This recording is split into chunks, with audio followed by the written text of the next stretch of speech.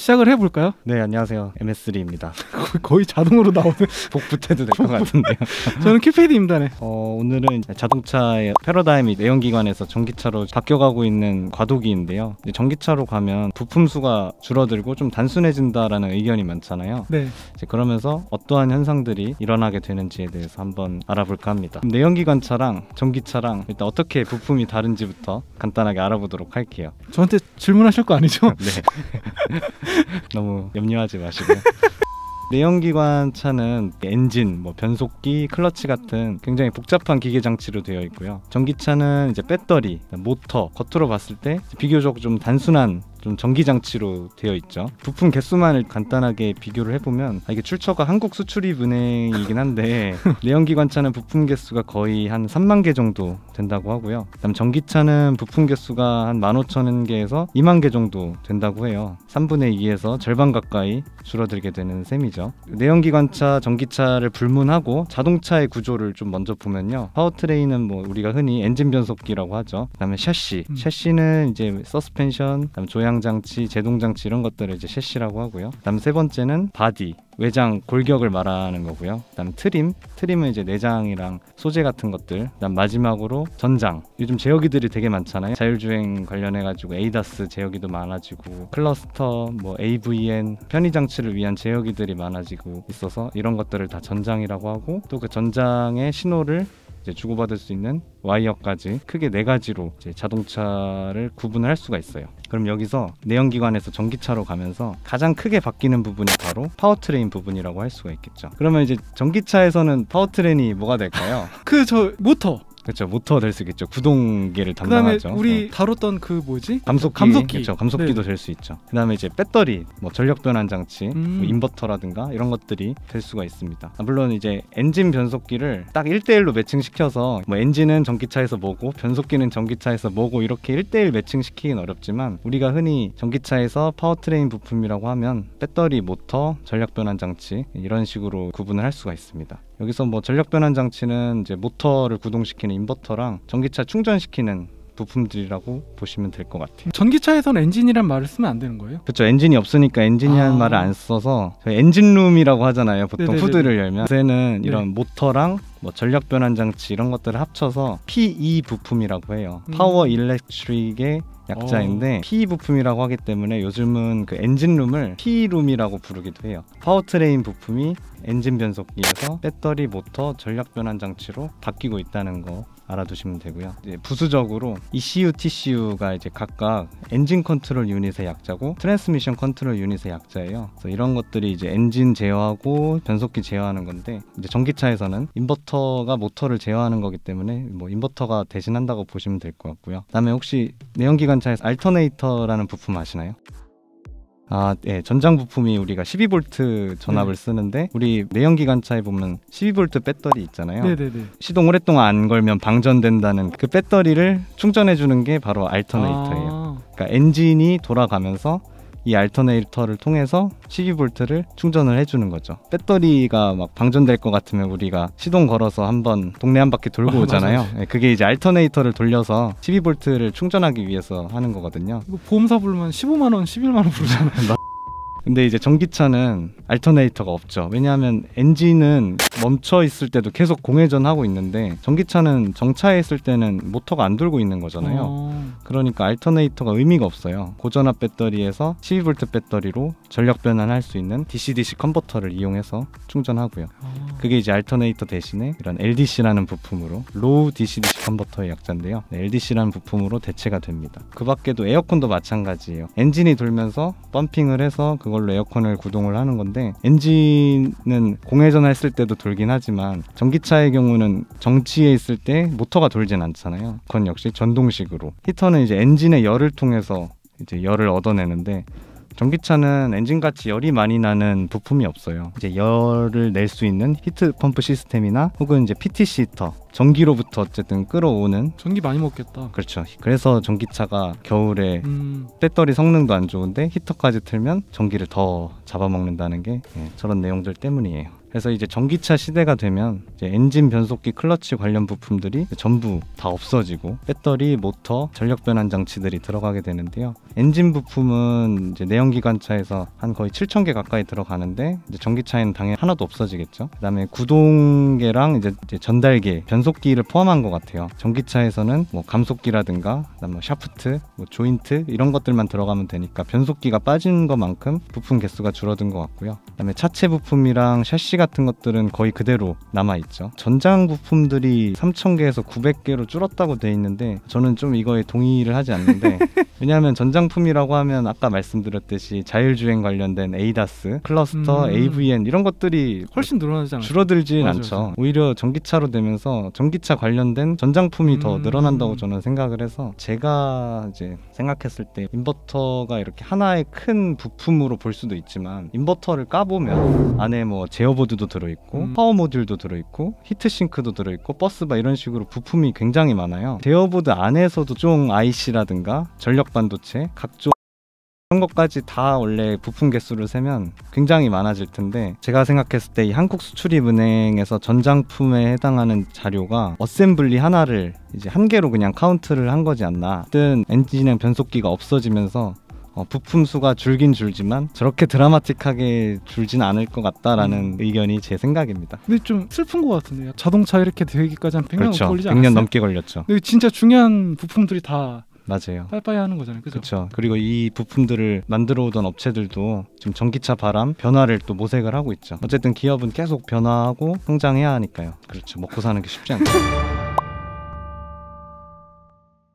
전기차 부품이 좀 적어진다는 거를 조금 다른 의미로 생각을 해보면요. 한 개의 어셈블리 안에 기능을 다 넣을 수가 있다는 거거든요.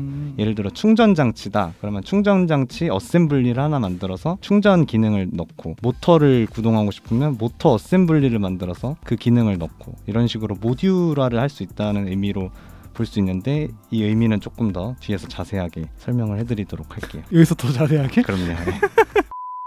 이제 내연기관차에서 전기차로 자동차 패러다임이 바뀌면서 자동차 부품의 개수가 줄어든다고 봤었는데요. 부품의 개수가 줄어듦으로써 어떤 영향이 미치는지 한 3가지 정도로 제가 요약을 해봤습니다. 첫 번째로는 부품 개수가 줄어들면 조립자 입장에서 조립이 쉬워지고 그에 따른 맨아워가 줄어든다. 혹시 맨아워의 의미 아시나요? 아, 이거 알고 있죠. 아, 그렇죠. 저도 노동자인데 회사에서 노동자가 1시간당 일할 수 있는 작업 분량이라고 보시면 돼요. 내연기관차를 조립할 때보다 전기차는 이제 부품 수가 줄어들기 때문에 조립하는 시간이 줄어들죠. 회사 입장에서는 조립하는 인력을 줄이고 싶어 하죠. 하지만 이제 노동자 입장에서는 자기네들의 일감이 줄어들고 그쵸. 그다음에 일하는 시간을 자꾸 줄여버리니까 그거에 따른 맨아워에 대한 사측과 노측 간의 이견이 발생할 수 있습니다. 특히나 이제 전기차 바람이 너무 이제 급속하게 진행이 되고 있다 보니까 서로 간의 이견이 굉장히 좀 빠르게 부딪히고 있는 상황이죠. 이 기사 보시면 이 아이오닉 5도 지금 생산을 하는데 어떤 노측과 사측의 맨아워 간의 의견 차이로 지금 생산에 차질이 생기고 있다. 뭐 이런 기사도 볼 수 있고요. 두 번째는 이제 전기차로 가면서 부품이 줄어들면서 부품을 모듈화하기 쉬워진다고 볼 수 있어요. 저희 엔진 같은 경우는 사양이 진짜 많아요. 가솔린, 디젤, LPI 거기다가 리터별로 터보까지 달 수 있고요. 그 다음에 이제 변속기도 마찬가지예요. FF로 할 거냐 FR로 할 거냐 맞아요. 굉장히 조합이 많고 그 조합에 따라서 계속 신규로 개발을 해야 되거든요. 그래서 엔진과 변속기는 사양이 정말 다양하다고 볼 수 있어요. 근데 이제 예를 들어 배터리만 보면요. 배터리의 용량을 정할 때 어떻게 정하냐면요. 배터리의 가장 낮은 단위가 셀이에요. 셀을 모아서 모듈을 만들고요. 모듈을 모아서 팩으로 만들어가지고 납품을 하거든요. 자동차 회사에. 배터리는 모듈을 한 종으로 이제 표준화를 해서 모듈을 붙이기만 하면 용량을 늘릴 수가 있어요. 장거리 차를 만들고 싶으면 모듈을 늘리면 되고 단거리 차를 만들고 싶으면 모듈을 조금 붙이면 되는 식으로 해서 한 개의 모듈을 공용화할 수 있다는 점이 좋죠. 그다음 모터도 킬로와트에 따라 여러 개 만들어서 조합만 하면 되거든요. 100, 200, 300kW 이렇게 만들고 네. 후륜 100kW, 전륜 100kW 이런 식으로 만들 수 있고요.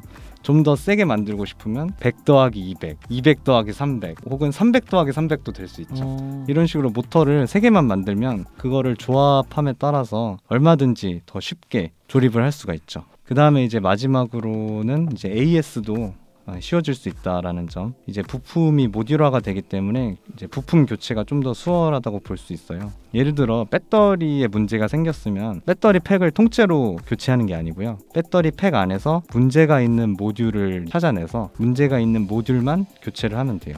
그렇게 해주시겠죠? 네, 앞으로 그런 식으로 이제 발전이 나갈 것 같은데 이제 이거 AS가 쉬워질 수 있다는 거는 저의 예상이자 추측입니다. 좀 한 가지 반전인 점은 이제 부품 수가 줄어들지만 자동차의 중량과 가격이 오히려 증가를 했습니다. 코나 가솔린 차는 1335km에서 1370km 공차 중량이 이 정도 되는데 코나 전기차는 1685km예요.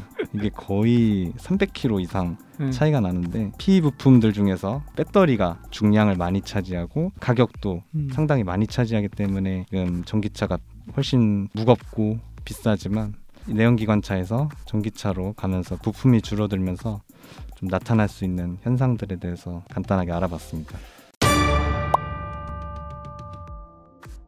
저희가 지금까지 전기차 관련된 콘텐츠를 좀 찍었는데 좀 가장 기본적인 전기차 부품에 대해서는 좀 알아보지 않은 것 같아서 왜 저를 보고 얘기해?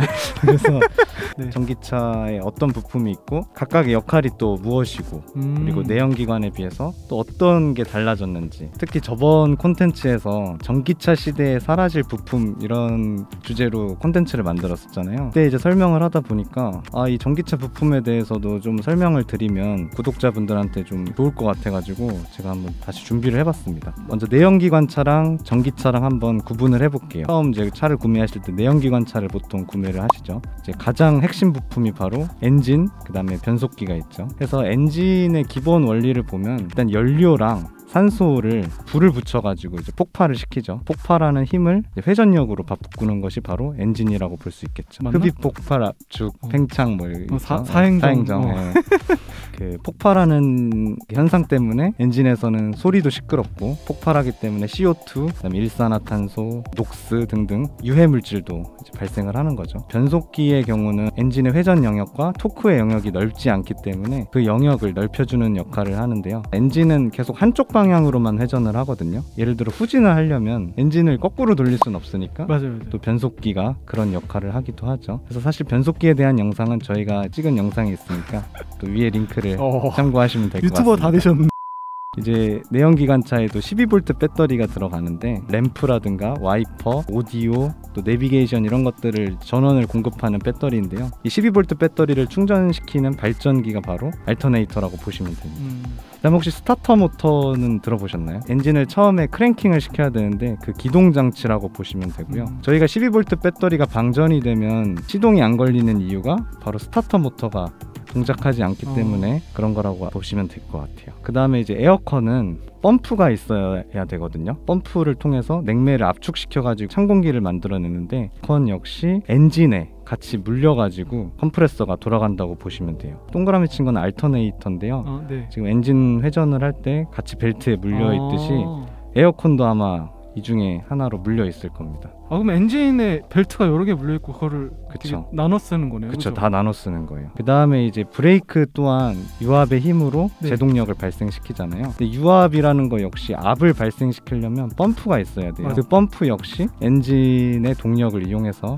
벨트로 연결해서 결국에는 펌프로 만들어내는 것이죠. 그래서 내연기관차의 동력원은 엔진에서부터 나온다고 보시면 돼요. 또 한 가지 내연기관차의 특징이 뭐냐면요, 자동차가 정지해 있어도 엔진이 돌아가고 있잖아요. 공회전을 하고 있죠. 그 엔진 돌아가는 힘으로 계속해서 알터네이터도 돌리고 에어컨도 돌리고 할 수가 있는 거죠. 전기차의 경우에는 모든 동력원이 이제 전기고 이 전기를 배터리가 저장을 하고 있습니다. 전기차는 배터리가 두 개가 있어요. 고전압 배터리가 있고 아까 말씀드린 저전압 배터리, 12V 배터리, 이렇게 두 개가 공존하고 있다고 보시면 돼요. 고전압 배터리는 주로 이제 리튬이온 전지를 많이 사용을 하고요. 그럼 12V 배터리는 보통 납산 배터리를 많이 사용을 하죠. 그래서 리튬이온 배터리는 에너지 밀도가 높고 성능이 좋지만 가격이 너무 높기 때문에 그래서 전기차의 가격이 굉장히 높다고 볼 수가 있겠죠. 그리고 이제 고전압 배터리로부터 전기를 공급받아서 차량을 구동하는 부품이 바로 전기 모터라고 볼 수가 있겠죠. 전기 모터는 이제 주로 이제 전기차에서 이제 구동 모터라고 하면 이제 트랙션 모터라고 하는데요. 구동 모터가 주로 이제 영구자석형 모터라고 보시면 돼요. 가운데 자석이 있고 주위에 코일이 있고요. 이 자석이 바로 샤프트에 연결돼서 휠을 돌려주는 건데요. 이 자석을 돌려줘야 휠이 돌아가는 거니까 이 자석을 돌려주기 위해서 주변 코일에 전기를 흘려서 자석으로 만들어주는 거죠. 그래서 자석을 만들어줘서 자석에 밀고 당기는 힘으로 자석을 돌려주는 거다 라고 모터는 생각하시면 됩니다. 물론 영구자석형 모터 말고 다양한 모터들이 있는데 대세는 아직은 영구자석형 모터입니다. 영구자석형 모터에서 주변의 코일에 전기를 흘려줘야 되는데 배터리에서부터 전기를 다이렉트로 갖고 올 수 없으니까 중간에 제어를 할 수 있는 장치가 바로 인버터라고 보시면 됩니다. 인버터는 모터를 제어하는 장치다. 전기차는 이제 변속기가 없고 대신에 이제 1단 변속기, 그러니까 감속기가 적용이 되죠. 네. 이것도 역시 예전 링크 참고하시면 좋을 것 같습니다. 그리고 이제 전기차는 충전이 중요하잖아요. 어쨌든 네네. 고전압 배터리를 충전하니까요. 그래서 외부 전원을 배터리로 충전할 수 있는 충전 장치가 당연히 필요하고요. 여기서 좀 전기차와 내연기관차가 다른 게 내연기관차는 정차에 있어도 엔진이 공회전을 하는데 전기자동차는 정지에 있으면 모터가 진짜로 정지에 있어요. 자동차가 정차에 있을 때 동력원이 없는 거예요. 대신에 이제 배터리라는 아주 좋은 동력원이 있으니까 이 모든 동력원을 다 고전압 배터리로부터 얻습니다. 또 알터네이터, 아까 엔진의 회전하는 힘으로 돌아간다고 했는데 정차에 있을 때 이게 돌아가지 않으니까 나중에 배터리가 방전돼 버릴 거 아니에요. 고전압 배터리를 이용해서 저전압 배터리를 충전을 해야 돼요.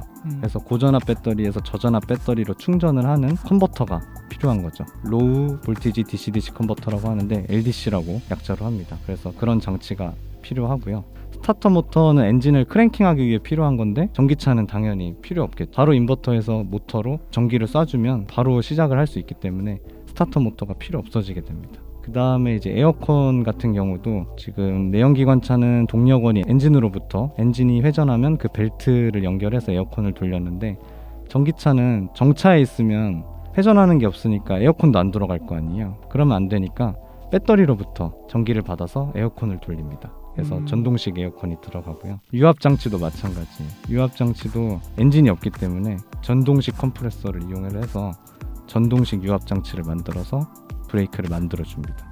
그러면은 내연기관차는 전원 시동 버튼 2번 누르면은 전장기원인가? 네. 그것만 되는데 네. 전기차는 사실 그거 필요 없는 거 아니에요? 전기차도 그거 그렇게 되긴 해요. 근데 되긴 2번 해요? 누르면 다 켜지긴 합니다. 그게 없죠. 대신에 내연기관차는 시동을 걸 때 네, 지금 열쇠 돌리는 느낌. 네. 지금 차 열쇠 돌려요? 그게 직관적이니까요.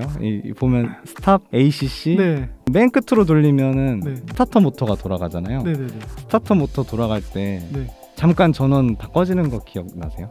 예, 한번 죽었다 다시 올라가지 않나요? 예, 한번 죽었다가 켜지죠. 버스도 그렇잖아요. 네. 한번 갑자기 램프가 껌뻑 꺼졌다가 다시 켜지잖아요. 네. 스타터 모터가 전기를 많이 쓰기 때문에 나머지 전원들을 살짝 꺼줘서 저쪽 몰빵해. 예, 순간적으로 스타터 모터에 전류를 집중해 주는 건데 전기차는 그런 모드는 없죠. 대신에 스타터 모터만 집중해서 주는 모드는 없지만 아까 말씀하셨듯이 스타트 버튼 2번 누르는 거 그거는 똑같이 있어요. 전기차 하면 또 가장 이슈되는 게 히터가 좀 이슈잖아요.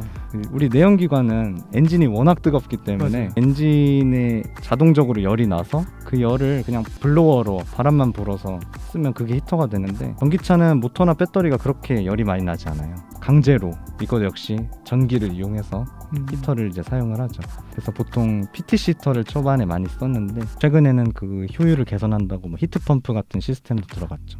결국에는 히터는 전기를 사용을 한다라는 거 알고 계시면 될 것 같습니다. 그래서 전기차의 모든 동력원은 배터리다.